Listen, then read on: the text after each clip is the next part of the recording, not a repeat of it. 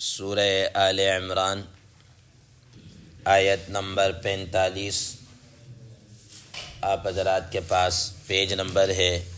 28۔ اعوذ باللہ من الشیطان الرجیم، بسم اللہ الرحمن الرحیم۔ اذ قالت الملائکة یا مریم ان اللہ یبشرک بکلمۃ منہ اسمہ المسیح عیسی ابن مریم وجیہا فی الدنیا والآخرۃ ومن المقربین وَيُكَلِّمُ النَّاسَ فِي الْمَهْدِ وَكَهْلًا وَمِنَ الصَّالِحِينَ۔ صدق اللہ العظیم۔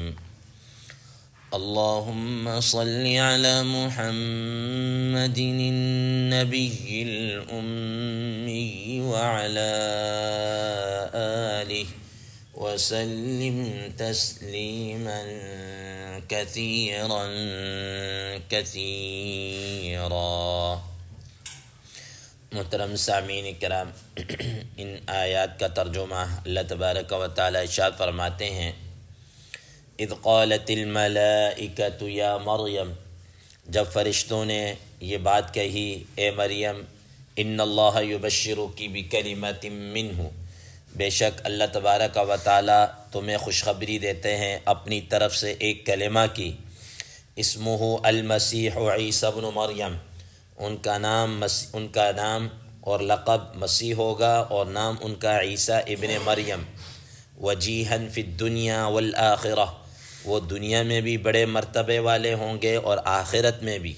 ومن المقربین، اور وہ مقربین میں سے ہوں گے،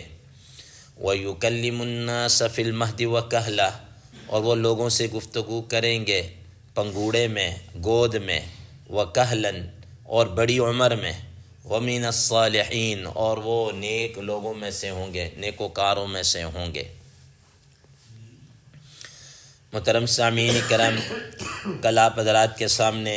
انہی آیات کی ابتدائی باتیں ذکر کر دی تھی کہ تبشیر کسی کہتے ہیں، بشارت کسی کہتے ہیں، اور یہ جو اپنی طرف سے کلمہ کہا ہے اس کا کیا مطلب ہے اور مسیح کا کیا معنی ہے، یہ ساری چیزیں آپ حضرات کے سامنے بیان کر دیں۔ یہاں پر اس کے ساتھ ساتھ ایک اور بات بھی ذہن نشین رہے اور پھر مزید ہم اپنی بات کو آگے بڑھائیں گے کہ جس طریقے سے اللہ تبارک و تعالیٰ نے ان کی نسبت اپنی طرف کی ہے بکلمۃ منہ، کہ اس کی طرف سے ایک کلمہ ہے، یہ ایسا ہی ہے جیسا کہ قرآن مجید کے اندر اللہ تبارک و تعالیٰ نے کچھ چیزوں کی خاص طور پر اپنی طرف نسبت کی ہے، جیسا کہ حضرت صالح علیہ السلام کی اونٹنی ہے، اس کو ناقۃ اللہ کہا جاتا ہے، اللہ کی اونٹنی، حالانکہ ساری اونٹنیاں تو اللہ ہی کی ہیں، لیکن خاص طور پر اس کی نسبت جو ناقۃ اللہ کے ذریعے کی گئی وہ اس کا عجیب و غریب طریقے سے اس کا پیدا ہونا ہے۔ آپ حضرات کے علم میں ہے کہ انہوں نے جب معجزہ مانگا، ساری قوم اکٹھی ہوئی اور انہوں نے کہا کہ یہ سامنے جو پہاڑ ہے نا، یہ پتھر ہے، یہیں سے ابھی اونٹنی نکلے اور وہ گابن ہو اور ہمارے سامنے وہ بچہ جانے، اس طریقے سے۔ تو وہ پھر اللہ تبارک و تعالیٰ کی طرف سے وہ معجزہ ہوا، انہوں نے دیکھا اس طریقے سے، تو وہ جو چونکہ اونٹنی بڑی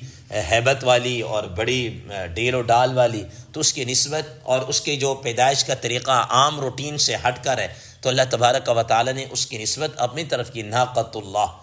اسی طریقے سے دیکھ لیے بیت اللہ ہے، اللہ تعالیٰ کا گھر۔ اب جتنی مساجد ہے یہ تو ساری کی ساری اللہ کا گھر ہی ہیں، کوئی سی بھی مسجد ہو وہ اللہ کا گھر ہے، ٹھیک، لیکن بیت اللہ شریف کی طرف خاص طور پر نسبت اللہ کے گھر کی، اس کے عظمت، احترام اور اس پر ہونے والی تجلیات اور اس کی وجہ سے۔ تو اسی طریقے سے یہاں پر جتنے بھی آدمیوں کا پیدا ہونا یا ان سب کا آنا، یہ سب اللہ تعالیٰ کی قدرت کاملہ کلمہ کن سے، اذا اراد شیئا انما قال له کن فیکون، وہ کلمہ کن ہے، ہر ایک اسی سے ہی ہے، ٹھیک ہے۔ لیکن خاص طور پر عیسیٰ علیہ السلام کو کلمہ کن سے پیدا کرنا، یہ چونکہ ان کی غیر معمولی طور پر ان کی والدہ کی گروتھ، پھر ان کی والدہ سے ان کی پیدائش کا ہونا، حمل کا، ڈیلیوری کا، یہ سارا چیز اس وجہ سے اللہ تبارک و تعالیٰ نے خاص طور پر ان کی اپنی طرف سے نسبت کی ہے۔ محترم سامعین کرام، اب یہاں پر اللہ تبارک و تعالیٰ نے حضرت عیسیٰ علیہ السلام کی نسبت کی ان کی ماں کی طرف، عیسیٰ بن مریم۔ حضرات مفسرین کرام رحمہ اللہ فرماتے ہیں کہ ویسے تو سب کی نسبت باپ کی طرف کی جاتی ہے، لیکن حضرت عیسیٰ علیہ السلام واحد نبی ہے کہ ان کی نسبت ان کی ماں کی طرف ہے۔ قرآن مجید میں بھی، دنیا میں بھی اور آخرت کے اندر بھی اللہ تبارک و تعالیٰ عیسیٰ ابن مریم ہی کہہ کر ان کو پکاریں گے، عیسیٰ ابن مریم کہہ کر ہی ان کو بلایا جائے گا۔ محترم سامعین کرام، اب یہاں پر ایک اور بات آپ حضرات ذہن نشین رکھیں کہ اللہ تبارک و تعالیٰ نے یہ ساری چیزیں بیان کر کے بتا دیا کہ دیکھو کہ حضرت عیسیٰ علیہ السلام کی پیدائش ہوئی ہے، وہ ماں کی پیٹ سے باہر آئے ہیں، چاہے وہ غیر معمولی طریقے سے ہوئے، لیکن وہ ایک عورت کے پیٹ سے کیا ہے، باہر آئے ہیں۔ جب ان کی ایک عورت کے پیٹ سے ڈیلیوری ہو رہی ہے اور وہ اس طریقے سے ان کی پیدائش ہو رہی ہے، تو اس کا مطلب یہ ہے کہ یہ خالق نہیں ہو سکتے، یہ خدا نہیں ہو سکتے، یہ معبود نہیں ہو سکتے، یہ اللہ نہیں ہو سکتے، کیونکہ اللہ تبارک و تعالیٰ کے تو متعلق خود فرمایا لم یلد ولم یولد، نہ اس کو کسی نے جنا نہ اس سے کوئی جنا گیا، ٹھیک ہے۔ اور یہاں پر تو وہ ایک عورت کے پیٹ سے کیا ہے، نکل کر آ رہے ہیں، ٹھیک ہے۔ تو اللہ تبارک و تعالیٰ فرمایا کہ تمہارا یہ عقیدہ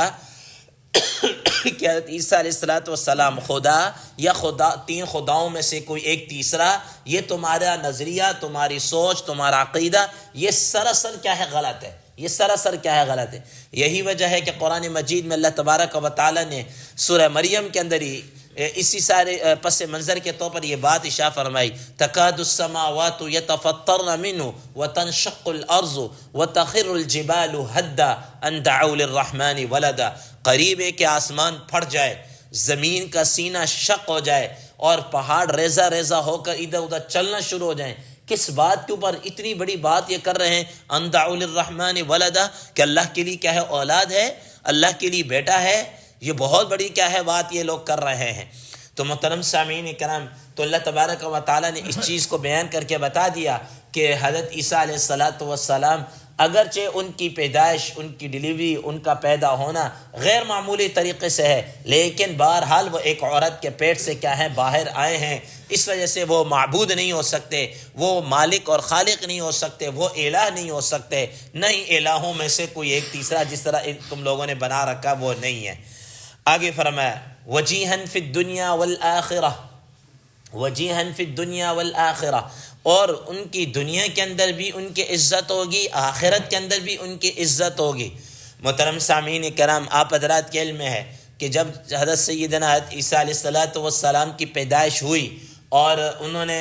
اللہ تعالیٰ کی طرف سے وہ نبی بنے اور انجیل ان پر اتاری گئی، تو یہود نے ان کے اوپر بڑے غلط قسم کی تہمتیں لگائیں، بڑی غلط قسم کے، ان کی والدہ کے اوپر العیاذ باللہ حرام کاری کی اور ان کو حرام زادگی کی، اس طرح العیاذ باللہ یہ نقل کفر نباشت، اس طرح کی ان کے اوپر کیا ہے تہمتیں لگائی ہیں، اور یہاں تک کہ وہ ان کو مارنے کے کیا ہے پے در پہ رہے، ان کے در پہ ہوئے مارنے کے، حتیٰ کہ روایات میں آتا ہے کہ وہ جہاں جاتے ان پر اس طرح کی پھپتیاں کسنا اور ایک ان کو پولیس کے حوالے کرنا، جو اس وقت کی جو پولیس وغیرہ جو بھی ہوگی ان کے حوالے کرنا، جب لے کر جا رہے تو روایات میں آتا ہے کہ راستے میں بے حرمتی کرنا، ان کے چہرے پر تھوکنا، ان کو مارنا، یہ ساری چیزیں ان کی کیا ہے اس طریقے سے، حتیٰ کہ یہود نے تو ان کو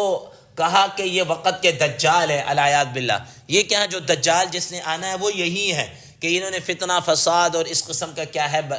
بپا کیا ہوا ہے۔ اللہ تبارک و تعالیٰ فرما رہے ہیں کہ انہوں نے ان کے ساتھ جو بھی کیا، لیکن اللہ تبارک و تعالیٰ جس کو عزت دینا چاہیں، وَتُعِزُّ مَن تَشَاءُ وَتُذِلُّ مَن تَشَاءُ، جس کو اللہ تعالیٰ عزت دینا چاہیں، ذلت دینا چاہیں، جو عزت دینا چاہیں تو ذلت کون دے سکتا ہے، ذلت دینا چاہیں تو عزت کون دے سکتا ہے۔ تو فرمایا وجیہن فی الدنیا والآخرہ، وہ دنیا کے اندر بھی معزز ہوں گے، مرتبے والے ہوں گے، اونچے مرتبے والے ہوں گے، اور آخرت کے اندر بھی اسی طریقے سے وہ کیا ہے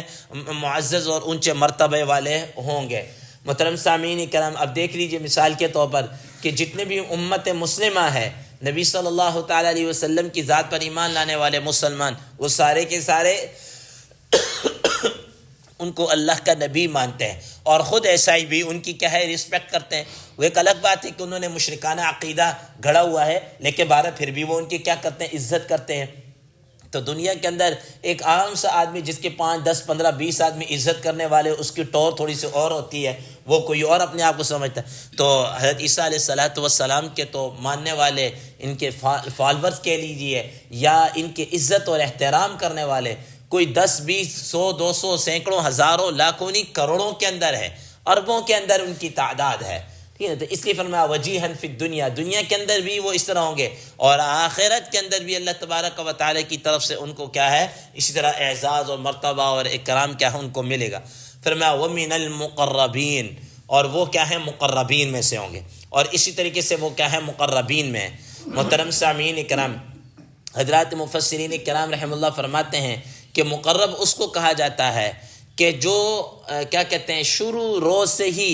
جس کی نیت اللہ تبارک و تعالیٰ کے فیصلے کے اوپر ہو، جو اللہ تعالیٰ نے ازل کے اندر طے کر دیا اس کے اوپر ہو، اسی پر اس کی نظر اور اسی کا ہی قرب اور اسی پر کیا ہے دھیان ہو، وہ آدمی کیا ہے مقرب شمار ہوتا ہے۔ جیسا کہ آپ حضرات نے پڑھا قرآن مجید، اذ قربا قربانا فتقبل من احدهما ولم يتقبل من الاخر، کہ جس کے اندر اس درجے کا اخلاص اور یہ چیزیں ہوگی تو اللہ تبارک و تعالیٰ ان کی قربانی کو قبول کریں گے۔ جیسا کہ حابیل اور قابیل کے قصے کے اندر اللہ تعالیٰ نے بیان کر دیا کہ ان میں سے ایک کے اندر اس درجے کا خلوص تھا، اس درجے کی کیا ہے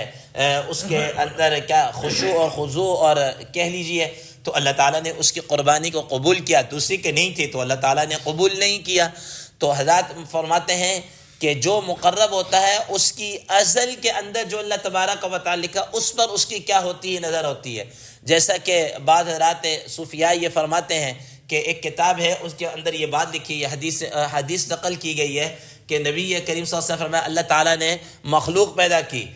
اور اللہ تبارک و تعالیٰ نے ایک ہاتھ کے اندر کچھ ارواحوں کو پکڑا، کہا کہ ہؤلاء من الجنت، کہ یہ کیا ہے یہ جنت میں سے ہیں، اور لا ابالی مجھے کوئی پرواہ نہیں، اور دوسرے ہاتھ کے اندر فرمایا کہ ہؤلاء من النار، کہ یہ جناب ساری کی ساری کیا ہیں یہ جہنمی ہیں سے، اور فرمایا لا ابالی مجھے کوئی پتہ نہیں، مجھے کوئی پرواہ نہیں۔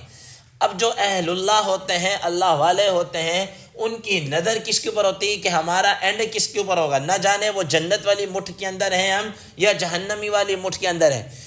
کس کے اندر ہے۔ محترم سامعین کیا اسی وجہ سے وہ اپنے